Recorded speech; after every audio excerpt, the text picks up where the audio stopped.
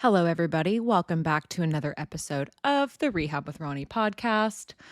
It's Ronnie, and today we're going to be debunking, and by we, I mean me, debunking some common PT myths.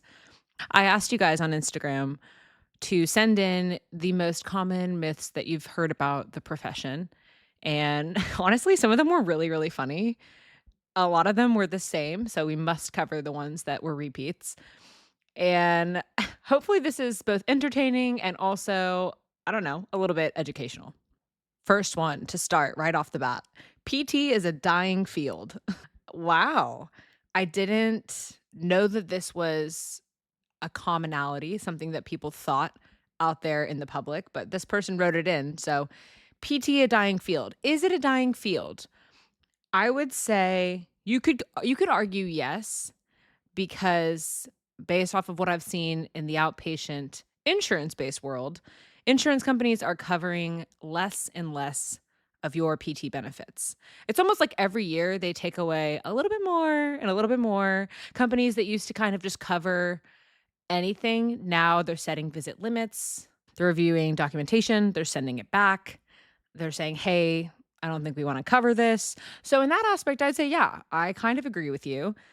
It might be a dying field in that regard, but from the cash-based perspective, I think more and more PTs are opting to go off on their own and operate that way. And more people, more and more patients are learning that that is a really helpful way to seek help and to be treated for the injuries that they have. So, it's things are ebbing and flowing for sure, but I don't think it's a dying art necessarily. I remember I remember in PT school, the joke was always like, "Oh, job security will always be needed. They'll always need a PT." And I think that's true. I don't think it's actually going anywhere. I just think insurance companies don't necessarily value what we do as much as we do. Next one says, "Our background. I have so many people think I have a certification, not a doctorate degree." This is a good one because it's changed over the course of time, and depending on your patient population, they might literally not know that it's transitioned into a doctorate level degree because back in the 60s, 70s, 80s, it was a bachelor's degree. And then to be a physical therapist, it transitioned into a master's up through the 90s. And then in 1996, fun fact, the first DPT program was accredited at Creighton University, which is where my mom went to school. Shout out mother. Hello, Janet. And since then, I think the APTA around 2000 made an agreement to try to get all PT programs on the same doctorate level by 2020-ish. So, at this point, if you know anybody that's graduated from a PT program in the last 10 to 15, 20 years, they have their doctorate in physical therapy. And so that's not a medical doctor. That's not a doctor of chiropractic medicine. That's not a doctor of philosophy. They are a doctor of physical therapy. They are a movement expert. And there's a lot that goes into that. You need to have 4 years of undergraduate education.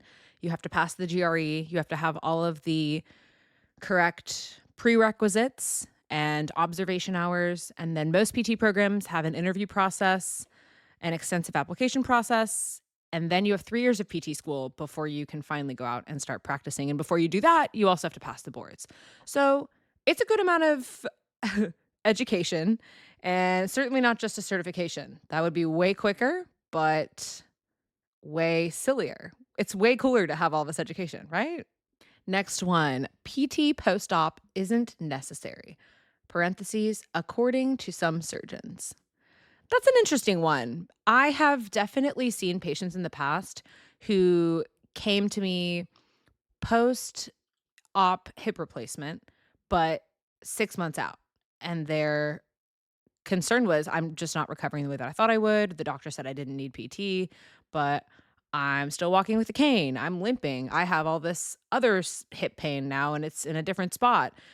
So to that, I'll say I am confused. When you have a joint replacement, it's a little like you scratch your head a little bit. Like, why would you not go to physical therapy at least for a few visits to get the education A lot of patients that undergo these huge surgeries, number one, don't know what is going on, don't know what actually happened in the surgery and what precautions to take. They get sent home with like a little piece of paper.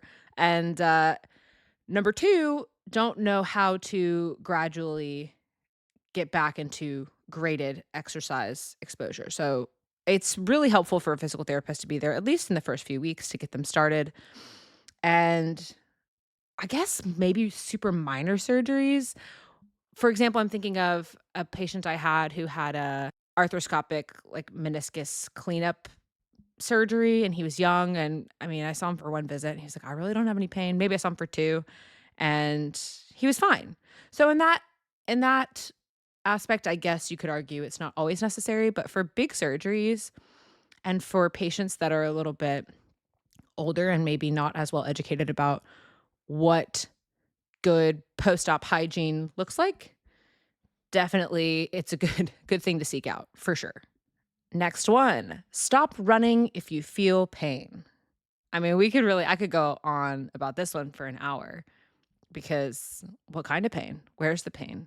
How bad's the pain? Is it increasing, decreasing, remaining the same? Is it familiar pain? I mean, we could go on. We could really unpack that one. But if I'm treating a runner that's dealing with some type of pain, and we'll just say lower leg pain, because typically if I'm seeing a runner, it's plantar heel pain, it's Achilles tendon pain, it's maybe some knee pain, but it's something that we've identified the cause of, and we know the tissue that is being affected, and we have a generalized plan of what it's going to look like to progress and gradually get back into things. I think it's okay to run with some level of pain. That's gonna help with some of that fear avoidance too. You don't want somebody like, "Oh my god, I feel a point 0.5 out of 10 pain. I have to stop and ice." No, we don't want that.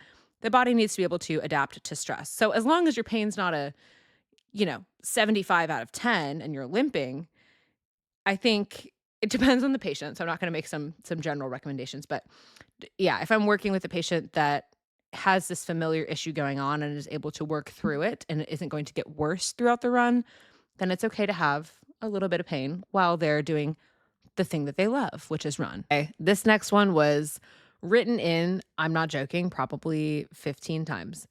All we do is massage. I love this. I love this because it seems a little outdated to me. I haven't encountered a patient in a long time, if ever, that was like, "Well, now, when do I get my massage?" You know what I mean? Uh, that's not happened to me. I don't know if that's ever happened to me. Obviously, people will joke and be like, "Oh, can't I just lay here and you just do this?" If you're doing some manual treatment that feels good. But rarely do I ever see somebody that is expecting to just be a vegetable supine on the table and get worked on. I guess I just set the expectation very early on. I mean, when people walk into my clinic and they see the squat rack, they're not thinking, "Oh, I'm gonna relax and have a nice little massage." So, but it was funny how many people wrote this in. So I guess people are out there still suffering from people thinking that that's the main point of physical therapy. And to that, I would say, yes, we do manual interventions, and some of that is soft tissue mobilization, but always I'm educating my patients on the why behind what I'm doing and typically following it up with some sort of exercise. And so if you're caught with a patient that thinks that they're just going to lie there and get massage, you can be like, and set the expectation. This is what we're doing next, and here's why.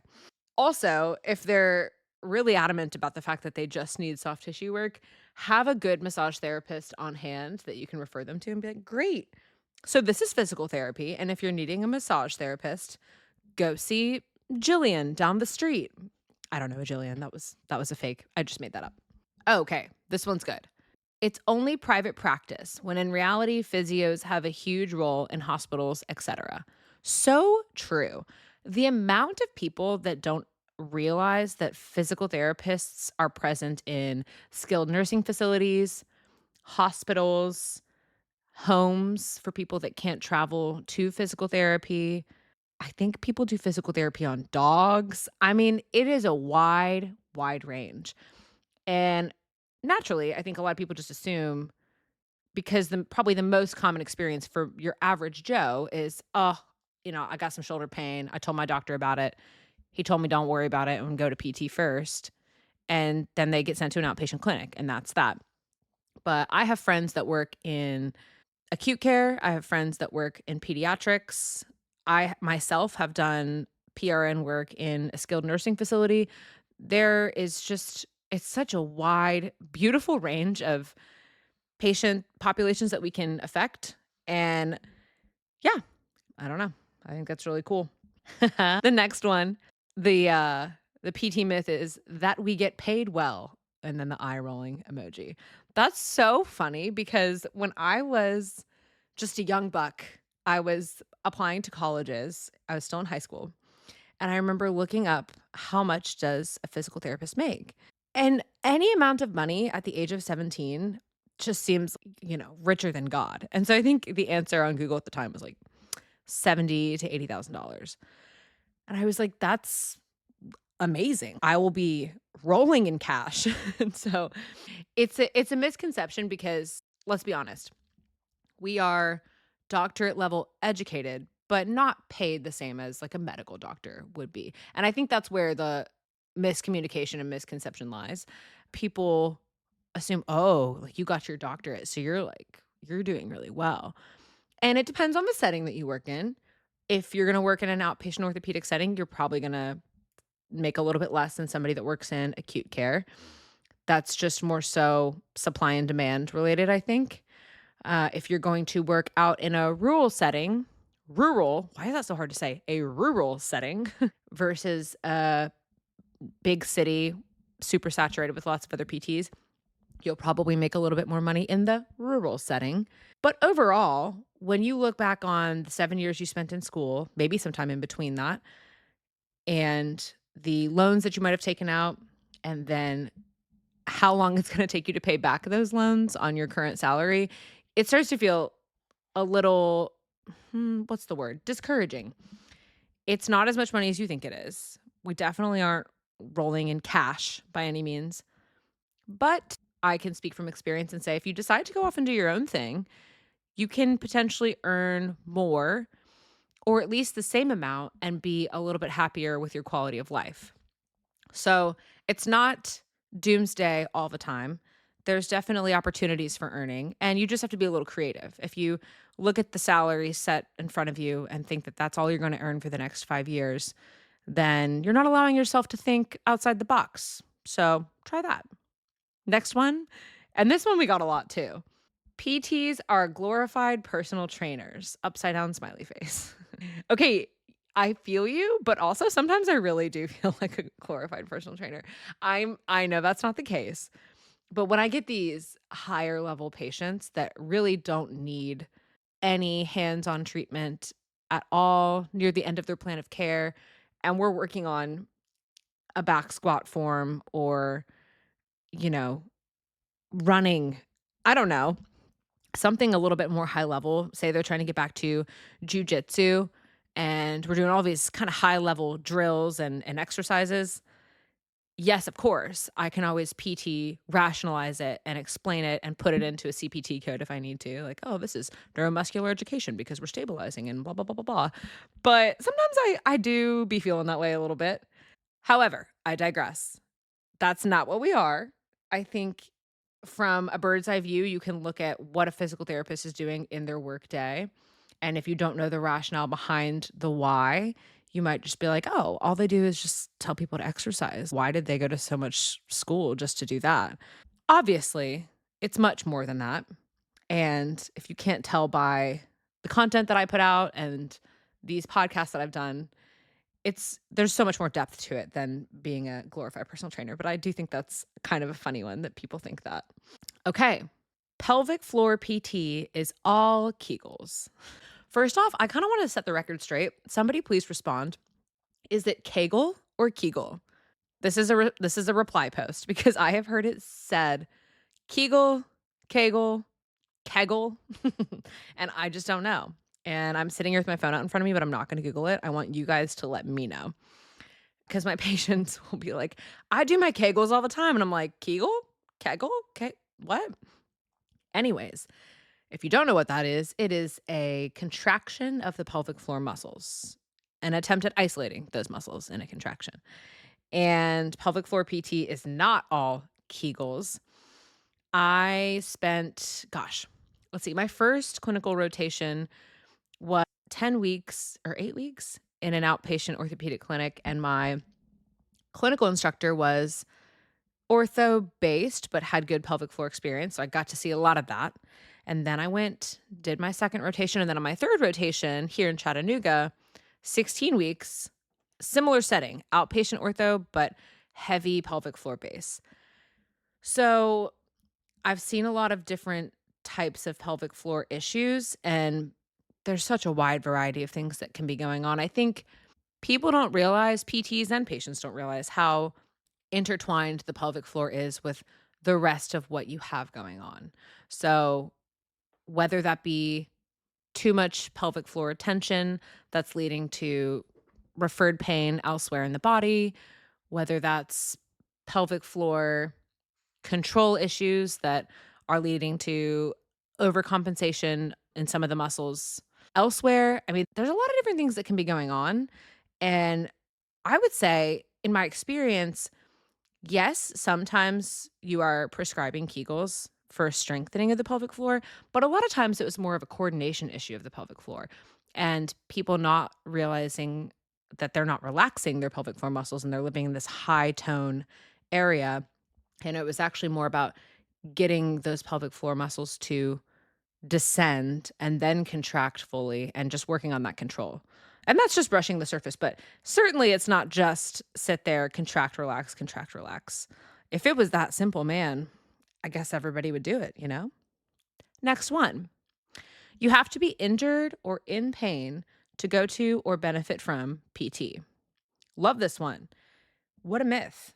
I think prehab has become one of those much more popularized things over the past few years.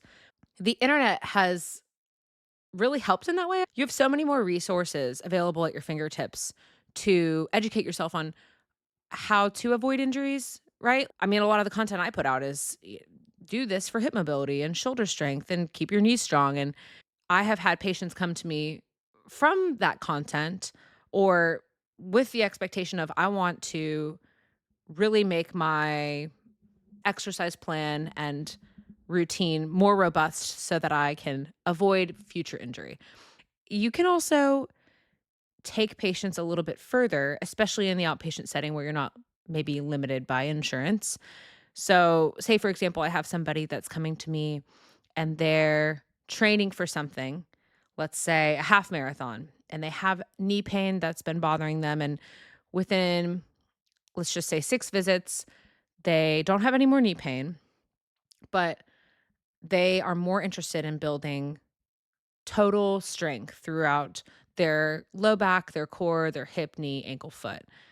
We can move the needle a little bit more and progress them even further than I would typically, so that I'm not just discharging once they're free of pain. I'm actually making sure that they have this robust plan moving forward. They have a good warm up, they have a good program, they have adequate education for if it ever comes back, but we don't expect it to because they're doing all of this extra strength training and becoming more resilient. And so I think PT is kind of moving more in that direction. People are recognizing the benefit of it in that way. And I just think that's super awesome. I love it. Next one. PT is only massage, TENS, ultrasound. Listen, if you are going to a physical therapist, this is for anybody that's a patient and not a physical therapist themselves. If you're going to PT and they're like rubbing on your arm for 2 seconds and then putting you on a TENS machine and then doing ultrasound, I highly encourage you to ask them about how this is going to affect your outcomes long term.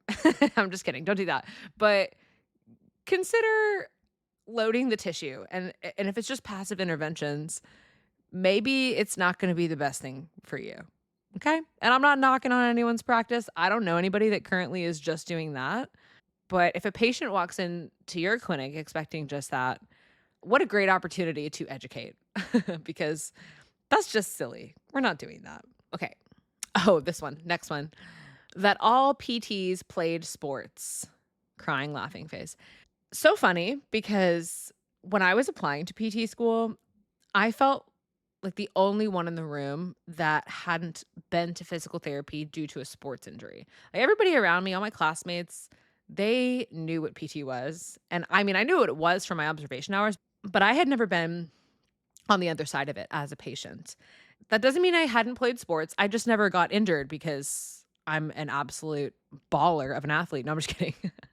No, my sports were different. I was no, I was gymnastics based from age, let's see, I don't know, 6 to maybe 13, 12, 13. And then gymnastics started to get kind of scary. And I was like, I don't know. I knew I wasn't going to the Olympics. So I was just I was getting a little freaked out. And I loved dance. I asked my mom to put me in dance when I was probably 8 years old, and this is a mom who had only ever played, like, volleyball, basketball, tennis. So she was like, "You wanna do what? What's a point shoe? What's a ballet?"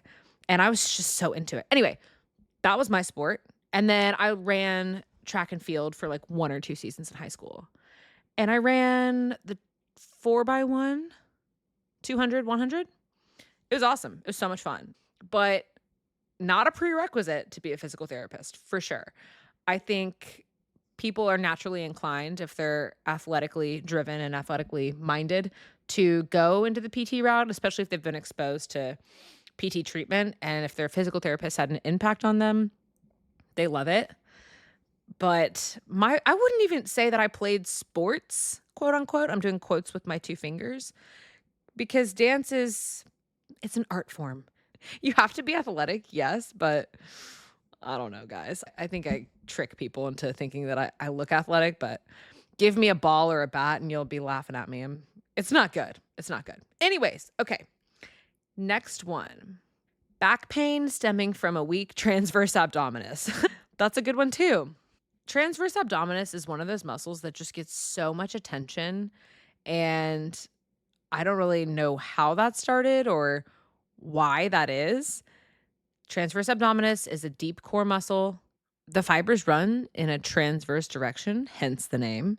It's a very deep core muscle, though. I mean, it lies underneath your obliques and your rectus abdominis. And if I'm speaking another language for some of you listening, I'm sorry. But I do feel that a lot of times with back pain, people go to, oh, they have a weak core. And okay, let's work on setting the transverse abdominis. I am of the belief that you can't really isolate that muscle.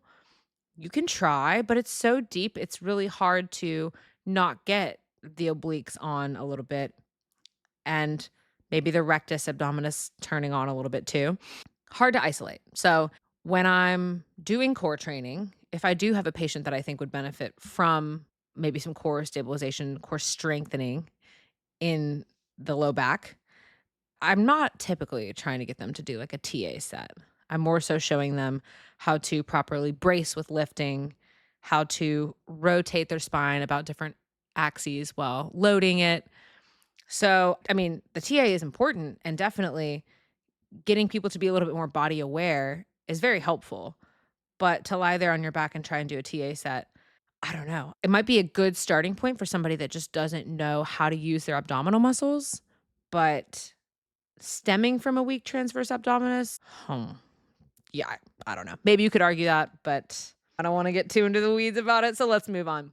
Does dry needling really help in your opinion? I've heard both sides for many years. That's not a myth, but I like this question, so we'll stay on it. Also, literally, some of you guys wrote in. I said, send in PT myths, and they would literally respond, I have hip pain. Please help. What do I do? That's not a myth. Anyway, dry needling, does it help? Yes. In your opinion, does it help? I've heard both sides for many years. Yes. It depends on the patient, though. It's not always something that I'm implementing, but I do have a really good case study that I want to share. So I have this patient who came to me. She was about my age, and she was having radiating lower leg symptoms when she sat for too long at her desk. She just got a new job where she was working from home. She was sitting a lot. And all signs for lumbar radiculopathy were negative. I couldn't reproduce her pain with any of the testing for anything involving the low back. But you should look up trigger point referral pattern for glute min, your gluteus minimus. If you don't know, you have a glute max, a glute med, and a glute min. The trigger point referral pattern for glute min travels down the leg past the knee, kind of mimicking that like L5 S1 nerve root involvement.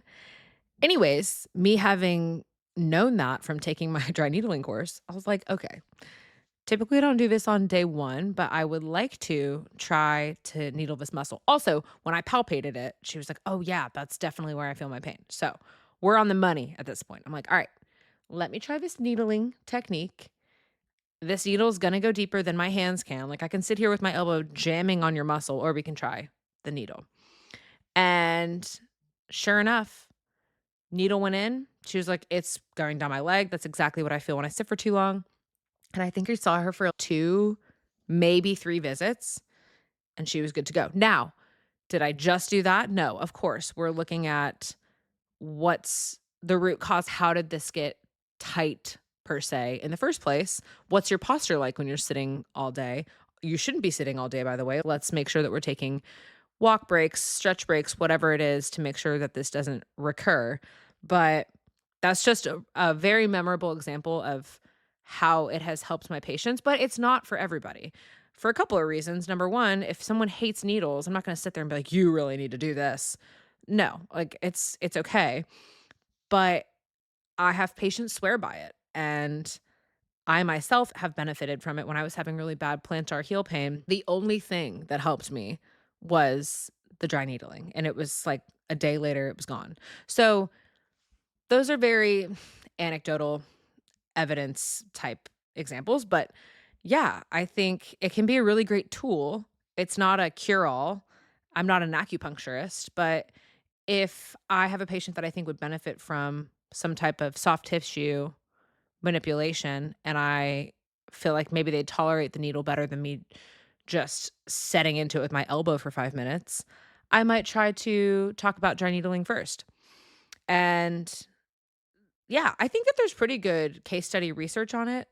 I think it can be one of those very controversial things online where people are like, there's no research, it's a sham, she's a fraud, whatever. I think if you're a PT that's treated enough patients and utilized it, your patients know and you know that it can be beneficial. So, yeah, that's my answer on that. Next one, PTs have to know a certain sport to be able to assess someone. That's a good one because I would say yes and no. I think it kind of depends on your sport level. Like if I have someone who is recreationally golfing, I feel okay treating them. If I have somebody who is trying to go to the Olympics for figure skating, probably maybe not going to feel as qualified to treat them. So I think having a general knowledge of the sport, and if you don't have it, doing a little bit of research, trying things out for yourself, trying different movements in the sport to understand biomechanically, intrinsically, what's going on with that patient and how did they get injured in the first place and what do they need to get back to. That's super helpful. But it really just depends on their level. Like if it's a runner that's just trying to run the 5K over the weekend, yes, I will treat you.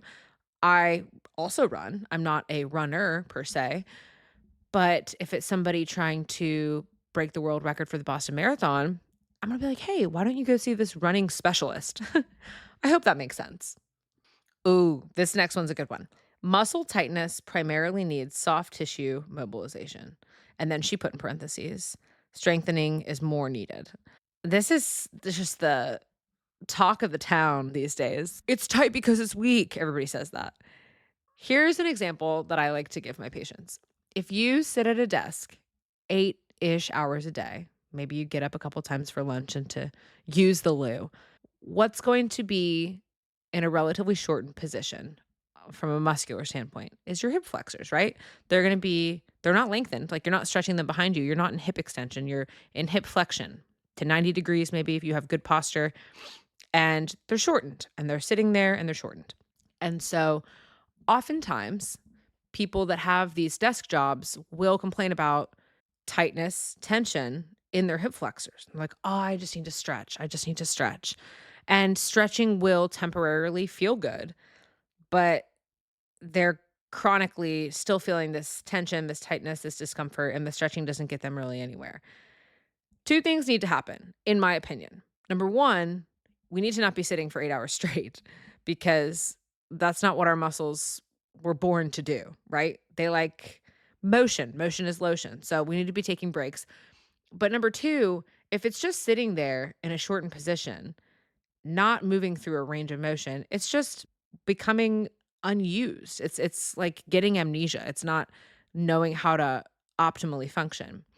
And so maybe it's feeling tight because it's weak. Maybe it's feeling tight because it's sitting in a chronically shortened position. But either way, if you're going to be adding mobility into your routine for the hip flexors, you might as well work on some strength too, because they're not getting strong sitting there all day doing nothing. And in my experience, when we work on, sure, we'll do a figure four stretch for your hip muscle, but also really hammering away hip strength. Sure, we'll do a lunge stretch for your hip flexor, but then we're also going to do like a loaded kettlebell hip flexor raise, or why can't I think of exercise names right now? We're going to do full excursion. So, like from a leg extended position to a flex position with a band, getting that hip flexor working. My patients feel way better that way. And yeah, I think it's an easy misconception to fall into because you're just like, "Oh, it hurts. I'm just gonna stretch." And stretching in the short term feels good. There's just that stretch reflex. I don't know, I think it lasts like 20 minutes for a lot of muscles that gives you this temporary sensation of relaxation, but not really getting to the root cause a lot of the times. I feel like I have to always say this. It totally depends on the patient, but yeah, that's typically how I approach those types of issues. Okay, last one here. We find joy in making people hurt, LOL. No, come on. That's not true. I think patients jokingly like to say that like, "Oh, you're just loving this." But what I'm loving and then the joy that you see on my face when you're doing something that might be painful in the short term, say you're really feeling that muscle burn, or maybe we're doing something extra difficult. I'm happy because you're working hard and you're seeing results. If I'm actually inflicting pain, like we won't continue doing whatever that is. And that's how most physical therapists are. I don't know any physical therapists that are like truly sadistic human beings, like inflict pain. No, I don't think anybody's doing that. We just have a good understanding of what a good threshold for pain is when you're doing something difficult in rehab, and when to push it a little bit and when to pull off and make sure that we're recovering well. So, yeah, we don't love to inflict pain. We love to inflict good vibes and positive recovery plans. Okay, I think that includes the PT myths. I feel like there's so many more out there. It's funny. From where I stand, PT is such a well understood profession, but that's because my Instagram algorithm is totally curated to what I do, and I see a bunch of other PTs doing great things. But I know in reality, there are still a lot of people that just don't get us and don't really get what we do or what our purpose is. And that's okay. Maybe you were one of those people prior to listening to this episode, and now you get me. But either way, this was a fun one. And I will see you guys next week.